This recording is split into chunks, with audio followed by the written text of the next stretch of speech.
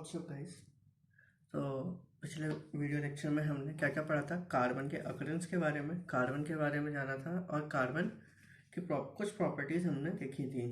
Carbon के दो तरीके के कंपाउंड्स हमने देखे थे। तो आज मैंने पिछले लेक्चर में एक टॉपिक आपको बोला था रिवाइज देख के, वो कोवेलेंट बॉन्ड। तो कोवेलेंट बॉन्ड बेसिकली कौन सा बॉन्ड होता है? कोवेलेंट बॉन्ड एक ऐसा बॉन्ड है जो कि दो मॉलिक्यूल्स के बीच में एक मॉलिक्यूलर बॉन्ड हम उसे बोल सकते हैं, यानी कि दो किसी भी एटम्स के बीच में फॉर्म होता है। और उसमें होता क्या है, ना तो कोई एटम या फिर एलिमेंट ना पूरी तरीके से अपने इलेक्ट्रॉन से किसी दूसरे एटम या एटम और उसको मॉलिक्यूल को दे देगा।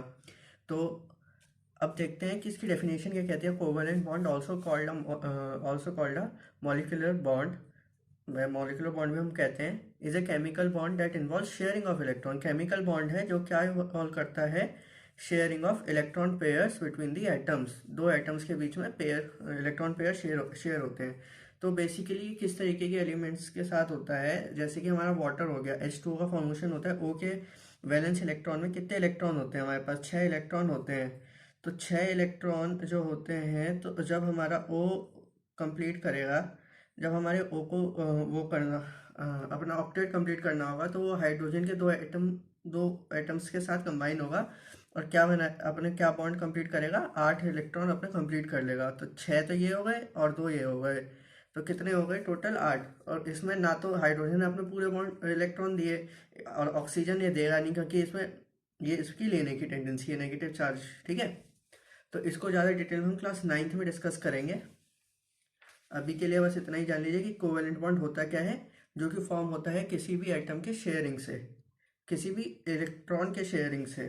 ठीक है, अब आते हैं हम अपने अगले टॉपिक पे, एलोट्रॉप्स ऑफ कार्बन। एलोट्रॉप होता क्या है? एलोट्रॉप एक ऐसे फॉर्म होते हैं किसी भी एलिमेंट के, जो कि 2 या 2 से 3 फॉर्म होती हैं, उनकी डिफरेंट फॉर्म्स होती है। उनकी फिजिकल स्टेट सेम रहती है, केमिकल प्रॉपर्टीज भी सेम रहती है, बट जो उनकी फिजिकल प्रॉपर्टीज होती हैं वो चेंज होती रहती हैं फॉर डिफरेंट एलिमेंट्स।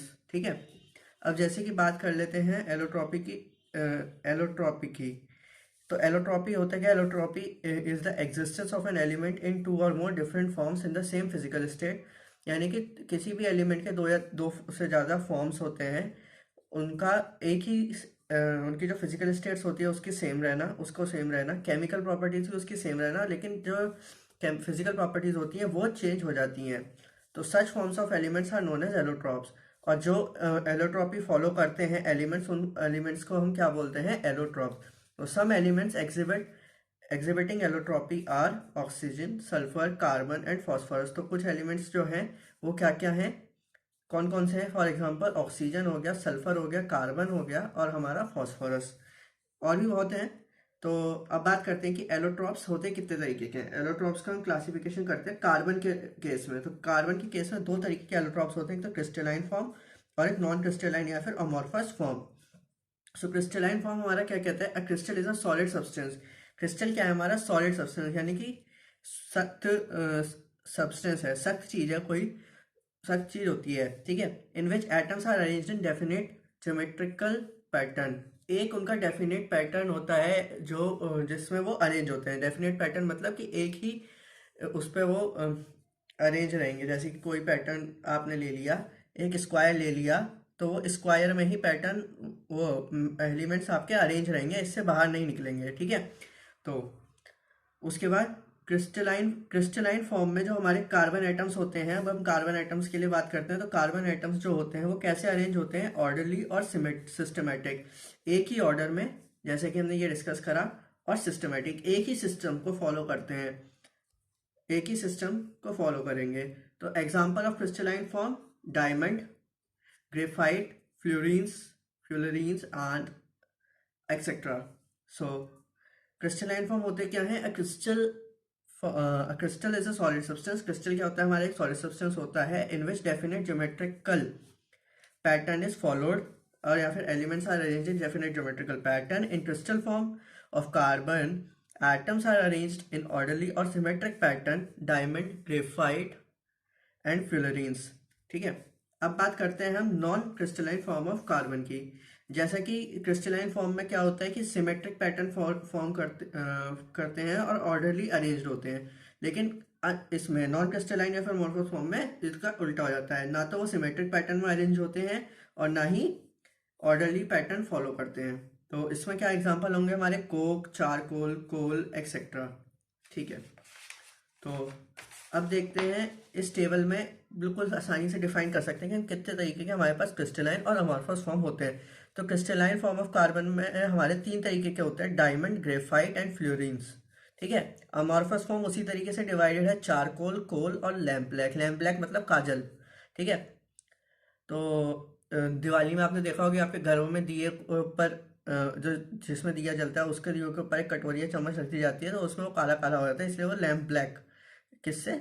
लैम्प की उससे आग से गर्म होके वो काला वो बना देता है, तो उसे हम बोलते हैं लैम्प ब्लैक। चारकोल, चारकोल कितने, चारकोल को हमने फिर डिवाइड कर दिया वुड चारकोल में, शुगर चारकोल में और बोन और एनिमल चारकोल में। इसे भी हम चैप्टर में आगे डिस्कस करेंगे। और कोल भी हमारे 2 तरीके के डिवाइड हो जाते हैं, कोक और कोल गैस। ठीक है, अब बात करते हैं हम crystalline form of carbon. Crystalline form of carbon में हमें 3 टॉपिक पढ़ने हैं, 3 हमें स्ट्रक्चर पढ़ने हैं, एक डायमंड का, एक ग्रेफाइट का और एक फ्लोरीन्स का। तो आज हम जो इस वीडियो लेक्चर में कवर करेंगे वो हम डायमंड का करेंगे। ठीक है, और ये तीनों भी क्या है, इंपॉर्टेंट फॉर्म ऑफ कार्बन है। तो डायमंड कैसा एलिमेंट है, प्योरेस्ट फॉर्म ऑफ कार्बन है। इससे ज़्यादा प्योर कार्बन मतलब कि सबसे ज़्यादा जो कार्बन कंटेंट किसी भी एलिमेंट में अगर है तो वो डायमंड में है। इसीलिए कार्बन कैसा है, प्योर कार्बन एटम है या फिर प्योरेस्ट फॉर्म ऑफ कार्बन है, made up of carbon atoms. जैसे सबसे ज़्यादा एटम है तो इसीलिए कार्बन एटम से ही बना हुआ है। और रिप्रेजेंट भी हम किससे करते हैं, कार्बन के ही सिंबल से, यानी कि सी से। तो अब देखते हैं कि जनरल नॉलेज के लिए हमारे पास एक पॉइंट है कि कहाँ कहाँ ये ज़्यादा पाया जाता है। तो साउथ अफ्रीका जो है वो इसका डायमंड का लार्जेस्ट प्रोड्यूसर है। नेचुरल डायमंड का हमने सुना होगा, 2 तरीके के डायमंड होते हैं, नेचुरल और आर्टिफिशियल। आर्टिफिशियल वो प्लास्टिक या फिर किसी भी और एलिमेंट्स के जोड़ के बनाया जाता है। ठीक है, वो हमारी आर्टिफिशियल ज्वेलरीज में या फिर जो रक्षाबंधन पर हमने राखियाँ बांधी है उनमें यूज़ होता है, मतलब सस्ता होता है वो, इसीलिए उसे आर्टिफिशियल बोला जाता है। इन इंडिया, और इंडिया में कहाँ कहाँ पाया जाता है, मध्य प्रदेश और आंध्र प्रदेश। ये 2 स्टेट्स ऐसी हैं जहाँ पे सबसे ज़्यादा डायमंड हमें मिलता है। और आपने सुना होगा कोहिनूर के बारे में। तो कोहिनूर जो डायमंड है वो कहाँ बना था, मतलब कहाँ मिला था, वो इंडिया के ही आंध्र प्रदेश में की एक माइन में हमें मिला था। ठीक है, ये एक जनरल नॉलेज का टॉपिक है, इसमें इतना कुछ इंपॉर्टेंट नहीं है। तो अब हम डिस्कस करते हैं स्ट्रक्चर ऑफ डायमंड। जैसे कि हमें पता है कि डायमंड क्या है, एक जाइंट मॉलिक्यूल है। जाइंट मॉलिक्यूल है, बहुत बड़ा मॉलिक्यूल है। और ईच कार्बन एटम यानी कि हर कार्बन एटम किससे लिंक होगा, अपने 4 और कार्बन एटम से लिंक होगा। ठीक है, और तो उससे क्या होता है कि कार्बन जो है वो आपस में ही स्ट्रॉन्ग बॉन्ड बना लेता है। तो अब हम बात करते हैं इसमें स्ट्रक्चर में, देखते हैं कार्बन क्या है। क्योंकि देखो इतना रिजिड स्ट्रक्चर है, ये सिर्फ एक छोटा सा पार्ट है पूरे कार्बन एटम का। ये वाला डायग्राम एक बहुत ही छोटा सा पार्ट है, मान लीजिए कि एक सैंपल है बस। ठीक है, तो अब हम कंसीडर करते हैं इस वाले कार्बन एटम को। अब इस पॉइंट में देखते हैं क्या लिखा है कि each carbon atom of diamond is linked with 4 other carbon atoms. एक कार्बन एटम, हर कार्बन एटम 4 अलग कार्बन एटम से लिंक है।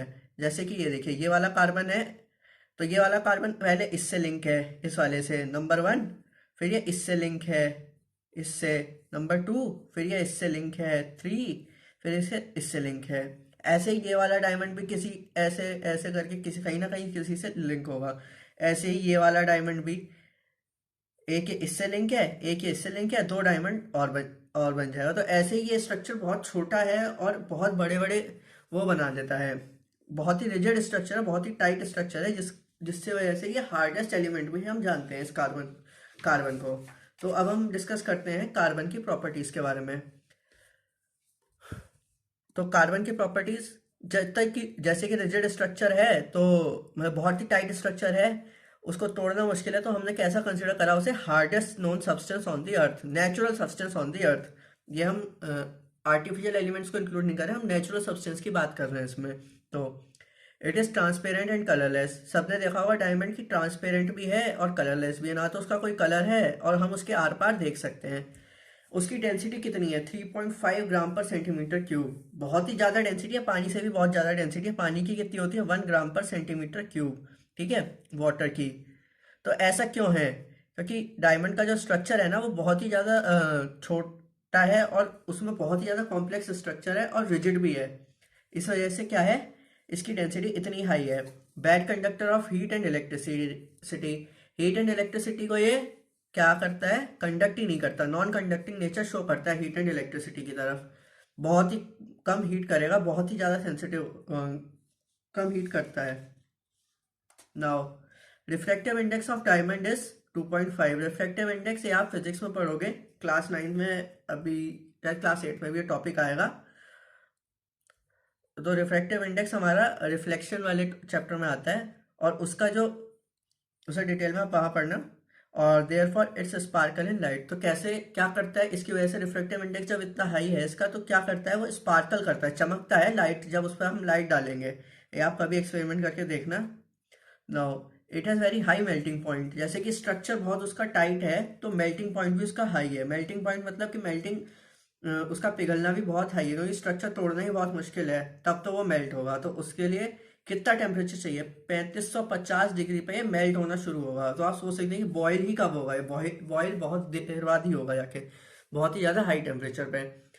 तो अब हम बात करते हैं इसमें लास्ट टॉपिक डायमंड में, वो है हमारे यूजेस के।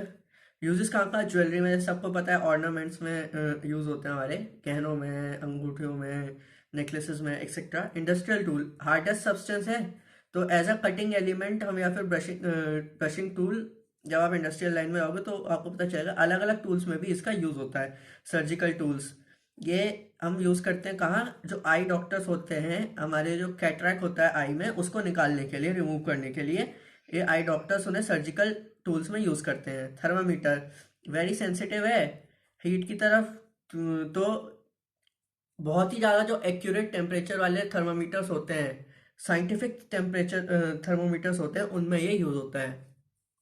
सो अब हमारे पास इस क्रिस्टलाइन फॉर्म में दो टॉपिक बचते हैं, डायमंड और ग्रेफाइट, जो हम अगले वीडियो में कंक्लूड करेंगे। उसके बाद हम आगे का चैप्टर कंटिन्यू करेंगे। होप ये लेक्चर आपको पसंद आया हो। Thank you. Like share and subscribe दोनों करें।